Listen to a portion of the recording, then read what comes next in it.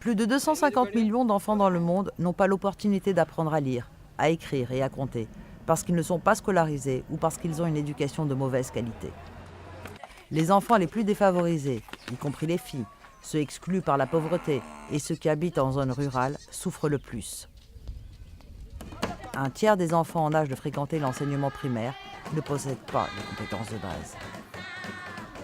Pour que l'enseignement primaire universel devienne réalité et que l'on puisse offrir à tous les enfants une éducation de qualité, nous devons nous appuyer sur des enseignants qualifiés. Dès lors que les enseignants bénéficient d'aide et de soutien, l'éducation gagne en qualité et les élèves obtiennent de meilleurs résultats. Il est donc essentiel de valoriser le potentiel des enseignants. La qualité de l'éducation est déterminée par la qualité des enseignants. Nous avons besoin d'1 600 000 enseignants supplémentaires.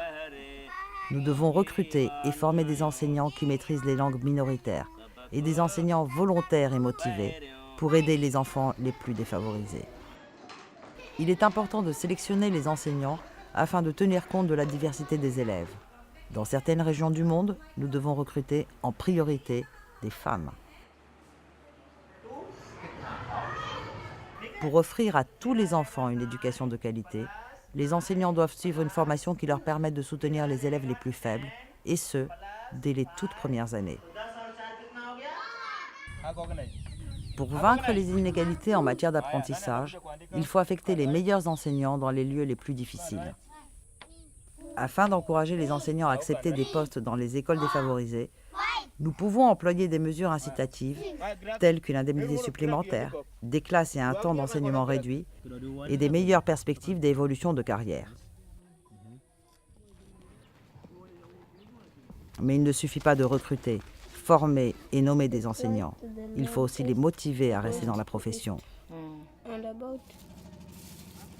Dans certains pays, les salaires très bas des enseignants les obligent à exercer un second emploi. Afin d'attirer et de retenir les meilleurs enseignants, nous devons leur payer des salaires leur permettant de subvenir au moins à leurs besoins quotidiens.